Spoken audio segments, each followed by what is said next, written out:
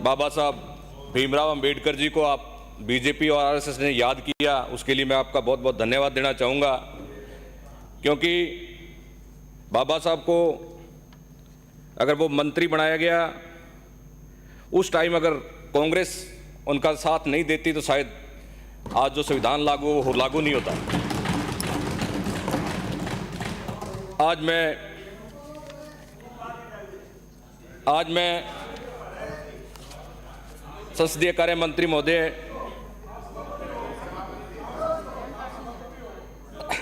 सभापति महोदय, जिस तरीके से माननीय सदस्यों ने अपनी अपनी बातें रखी, मैं एससी के एक मामला, एक एमएसडी का मामला जैतसर विजयनगर श्री गंगानगर का एक मामला बताना चाहूँगा कि एक एससी की ज़मीन है जो सामान्य के नाम से रजिस्ट्री कर दी गई, इंतकाल कर दिया गया और कलेक्टर के द्वारा आज तक किसी भी अधिकारी पे कोई कार्रवाई नहीं की गई। इस तरीके से एससी के ज़मीनों को कन्वर्ट करके और हाथों हाथ जो है सामान्य के लोगों द्वारा खरीद करके एससी के लोगों को बिना ज़मीन के कर दिया जा रहा है। उस पर आप संज्ञान लेते हुए 5 साल तक वो ज़मीन दूसरे के नाम से न हो, चाहे कमर्शियल हो जाए, इस तरीके का प्रावधान आप सभापति महोदय आपके माध्यम से रखना चाहूँगा। और बैकलॉग में जितने पद खाली हैं एससी एसटी ओबीसी, उन सब पदों को इन्हीं कैटेगरी से भरने का अगर प्रावधान हो तो एससी एसटी ओबीसी के लोगों को फ़ायदा मिलेगा। और उपखंड लेवल पे जिस तरीके से भाटी साहब और अन्य माननीय सदस्य बोल रहे थे, जिस तरीके से हमारे बहुत से पीलीभीत, हनुमानगढ़, गंगानगर के साथी जो एससी एसटी के टीचर लगे हैं या कोई अन्य नौकरियों में लगे हैं, तो बहुत से लोगों को ये समस्या रहती है कि कोई कमरा भी नहीं देता। ये हकीकत है। अपने सदन के माध्यम से मैं आपके बात रखना चाहूँगा कि माननीय सदस्यों ने जो बात रखी, तो मैं कह रहे थे कि जातिवाद को ख़त्म करो, ये करो। हो सकता है ये एक सामाजिक बुराई है, हमें मिलजुल करके इन सब बातों को करना होगा, तभी जा कर के हम राजस्थान को विकास की ओर ले जा सकेंगे। अब मैं एससी एसटी के जितने भी अधिकारी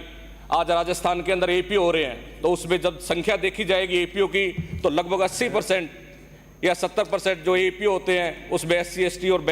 ओबीसी के लोगों को एपीओ किया जाता है और पोस्टिंग भी नहीं मिल पाती। और मैं आपका ध्यान आकर्षित करना चाहूँगा कि सबसे बड़ी समस्या, अगर 200 यहाँ एमएलएज बैठे हैं,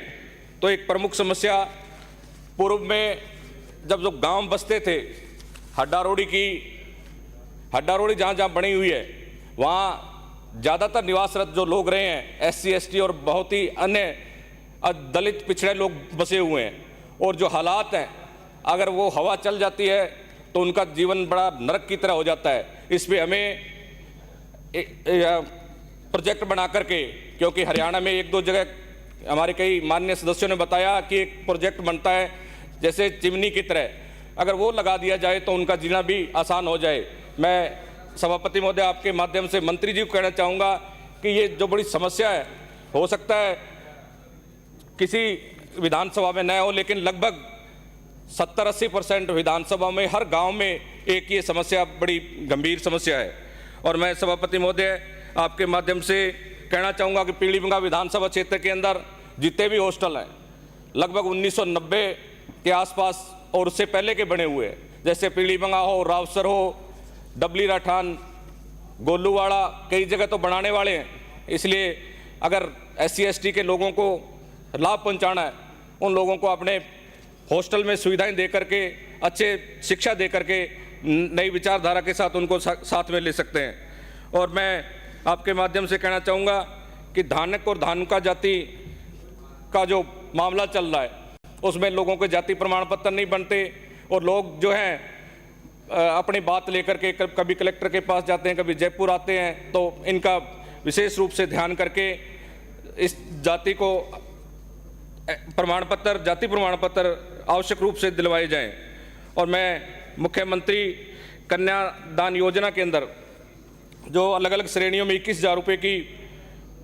सहायता राशि दी जा रही थी, उसको 51,000 रुपये प्रति विवाह करने के लिए आपसे निवेदन करना चाहूँगा। सभापति महोदय, आपके द्वारा मुझे बात रखने का मौका मिला और बहुत से सदस्य विधानसभा में 10,000 की जनसंख्या पे कई योजनाएं लागू करने की बात की थी, लेकिन मैं कहना चाहूँगा सभापति महोदय कि 10,000 की आबादी वाले गांव बहुत कम है, क्योंकि एक विधानसभा के एक आध मुश्किल से होगा 1-2 गांव, और जो योजना लागू की गई 10,000 की जनसंख्या पे, मुझे नहीं लगता कि हम वो योजनाएं उन लोगों को ज़्यादा तक पहुंचा पाएंगे, क्योंकि 10,000 से ऊपर कोई हो गई तो वो नगर पालिका बना दी गई और इतने बड़े कोई पंचायतों का परिसीमन किया गया तो ग्राम पंचायतों की जनसंख्या अपने आप ही कम हो गई, तो ये योजना का लाभ नहीं मिल पाएगा। इसको भी मैं आपके माध्यम से सरकार से निवेदन करूंगा कि जो 10,000 की आबादी को घटा करके कम किया जावे, और मेरे पीलीभीत विधानसभा क्षेत्र ही नहीं, अति पिछड़े जो लोग हैं, सांसी समाज हो, भोपाल, लोहार, गडरिया, ये जो लोग हैं हमारे पीलीभीत के अंदर और रावसर के अंदर जो मेन हाईवे और रेलवे के बीच में बसे हुए हैं, उनका जीवन बड़ा कठिन और दोनों तरफ ही मौत के बीच में बैठे रहते हैं। उनके लिए एक विशेष योजना ला करके उनको लाभ पहुंचाने का आपके माध्यम से कहना चाहूँगा सरकार को। मैं आपके माध्यम से कहना चाहूँगा कि जिस तरीके से पूरे राजस्थान के अंदर एससी के जमीन खातेदारी उनके नाम से है और कब्जे किसी अन्य व्यक्तियों द्वारा कर रखे हैं, उन सबको कार्रवाई करते हुए पूरे राजस्थान में एक सर्वे करवा करके उन लोगों को हक दिलाने का आप सभापति महोदय मैं सरकार से मांग करूंगा कि सभी कलेक्टरों को बोल करके हर जगह तहसील मुख्यालय पे उपखंड स्तर पे एसडीएम को बोल करके एक लिस्ट बनवाई जाए, जिससे कि एससी के लोगों को लाभ मिल सके, उनको जमीनें मिल सके। आपने बोलने का मौका दिया, बहुत बहुत धन्यवाद।